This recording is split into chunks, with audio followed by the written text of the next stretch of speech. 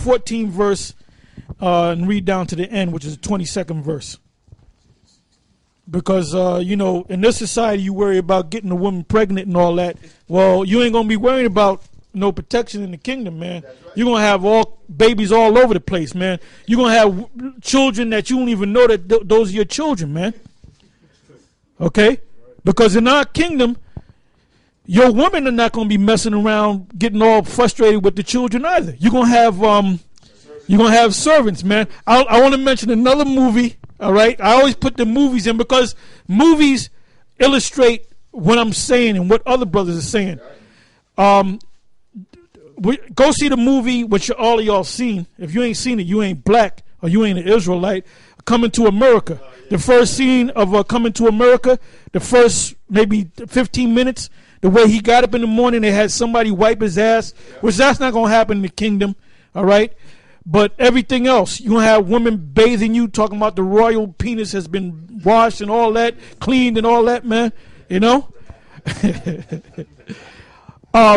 So that's and then he even had an air about him like he was royal because he's an Israelite.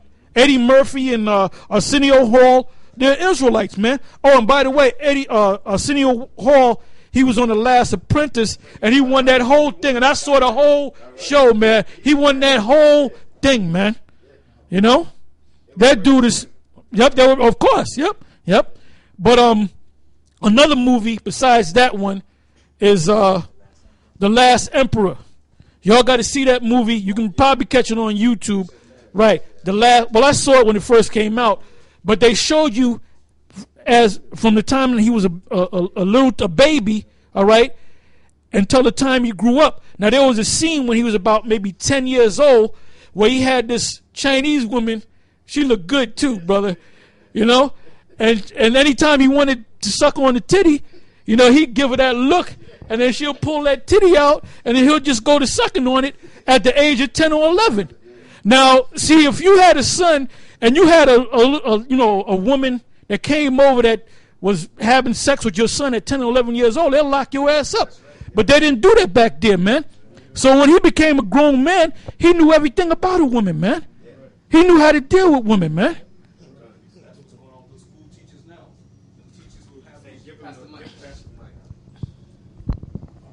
And that's what's going on with these school teachers now. These older teachers, 22, 23 years old, having sex with these young boys, 13, 14 years old. Now they're getting locked up and thrown in prison. But that's human nature. That's human nature.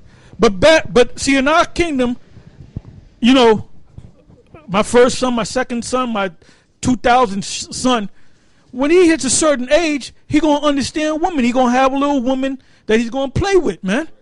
A woman about 20 years old that fully developed, and that's her job, man. When train him, The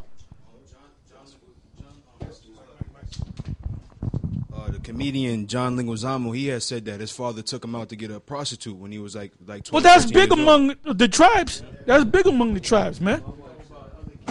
Well, the Latin tribes. That's big among the Latin tribes. My wife is Zebulon, and her brother, his dad took him out. Took him to a whorehouse. How old was he? He was like 14. Yeah, that's big among. Yeah, if we had the inside information, we treat these guys. But yeah, them Latins. See them Latin women, man. This is changing the subject. Ain't nobody want to deal with no black women, man. Even the brothers that are with black women, they really don't want to be with the black woman. All right, they settle for the black woman. They settle for the black woman. Because well,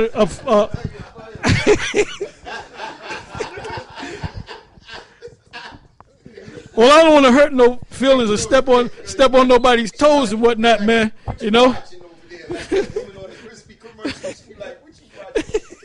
Oh yeah, that there, yeah. But you know what? Yep. Hey, but you know what, man? Black men don't want to deal with black women. They settle for them, man. Because if a Puerto Rican, fine-ass Puerto Rican chick or one of them Latin tribes, man, they'll get with that. They'll leave. They'll find a way. They'll start arguments with their black woman to get away from that woman, man. They settle for them, man. But that's just things that we bring out. That's little tidbits of information, nuggets, as the brother said, that we bring out, man.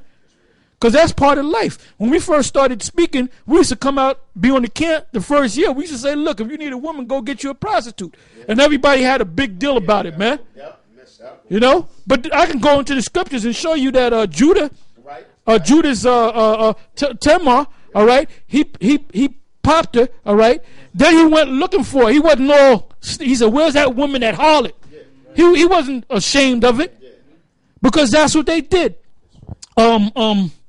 Samson, man, he went into a harlot house and lay with the women all night, man. Then he was so rejuvenated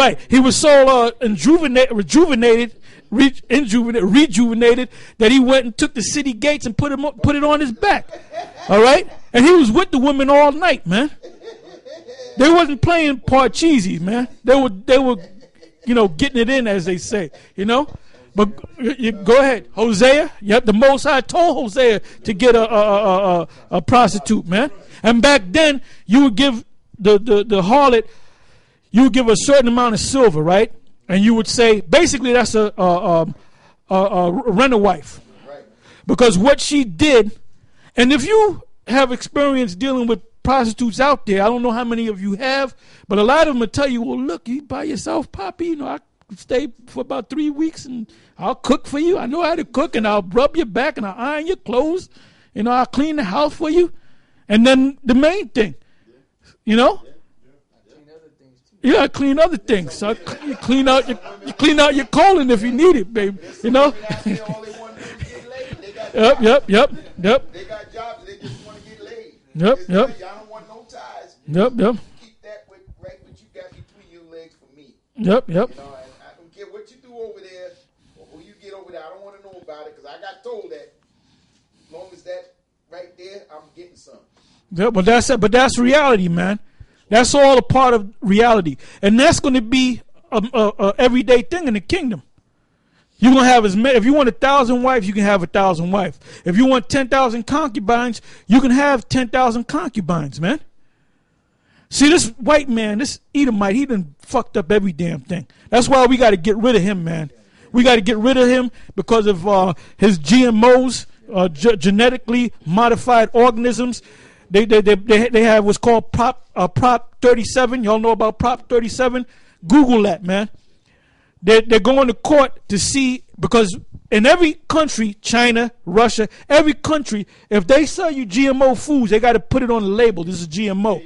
The only country that don't have to do that is America. So now you got Prop 37 where they're saying, should we vote for it or vote against it, man? Monsanto has spent. Hold up, speak, brother. Yeah, that the food and drug company for the All of them. Well, they spent they spending millions and millions of dollars to block them passing the legislation for them just simply to tell you what's in your food, man. And remember, GMO is an acronym for genetically modified organisms. Genetically and made in a laboratory, modified, changed organisms, living creatures that's going to go in your system, man.